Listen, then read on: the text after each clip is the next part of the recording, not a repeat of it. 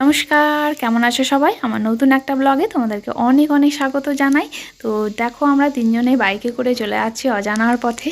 না গো, অজানা নয়, জানা পথেই যাচ্ছি হচ্ছে বাবার বাড়ি। তো দেখো, বাবার বাড়ি থেকে ব্যাগ ট্যাগ রেখে একটু জল খেয়েই বেরিয়ে পড়েছি। না, এটা কোনো বিয়ে বাড়ি নয়, এটা হচ্ছে মন্দির, শিব মন্দির আমাদের।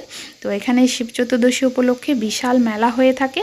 তো সেই কারণেই এখানে এসেছি মেলা দেখতে। আর এই যে দেখছো জায়গাগুলো এখন নতুন করেছে, এখানে খিচুড়ি খাওয়ানো হয় শ্রাবণ মাসে একবার, আর একবার এই এখন শিব চতুর্দশীতে।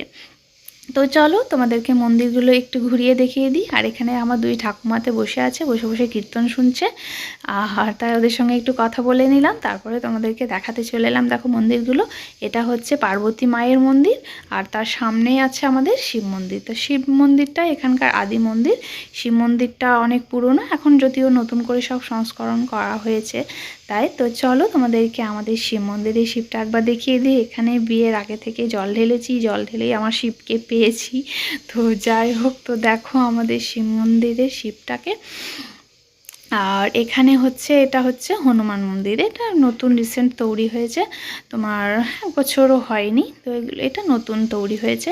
আর এই যে দেখছো, এই সমস্ত এগুলো সব মন্দিরগুলো যত হয়েছে না, এগুলো সব জঙ্গলে ভর্তি ছিল। তো একটু একটু করে জঙ্গল কেটে কেটে কেটে কেটে মানে তোমার পরিষ্কার করে এগুলো মন্দিরে তৈরি হয়েছে। আর এই একটা মন্দির তৈরি করা হয়েছে, এখানে আমাদের শিব দুর্গার বিয়ে হয়। তো এখানে ছাতনাতলা হয়, যেমন মানুষের বিয়ে হয় সেইভাবেই বিয়ে হয়।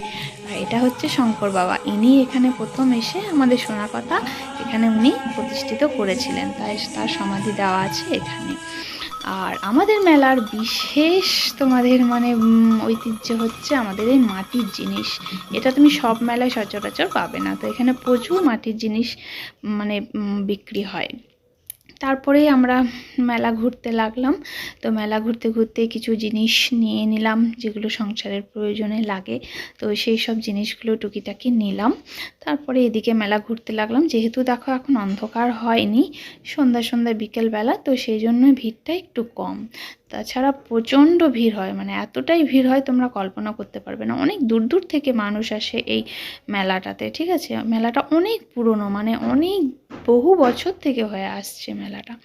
তো আমাদের বুঝতেই পারছো, মেলাতে কিছু নেব না না করেও কিছু কিছু জিনিস দেখতে লেগে চোখ আটকে যায়। তো সেই ধরো জিনিসগুলো কিছু কিছু নিয়েও নিলাম, নেব না করে করে।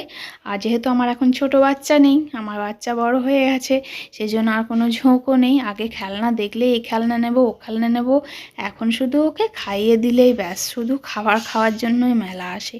তো চলো, আমরা খাবার দেখে, খাবারের দোকানগুলো দেখে এত সুন্দর সাজানো থাকে যে চোখ আটকে যায়, যে খাই খাই জিভে জল চলে আসে। তো চলো, তাই জন্য চলে এলাম আমরা একটা পাপড়ি চাটের দোকানে। আর এই পাপড়ি চাট নিয়ে নিয়েছি।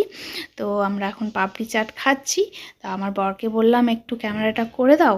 তো ও ক্যামেরাটা করছে, আমি আর আমার ভাইয়ের বউ একসঙ্গে বসে খাচ্ছি। ওদের খাওয়া হয়ে গেছে, তো আমরা এখনও খাচ্ছি।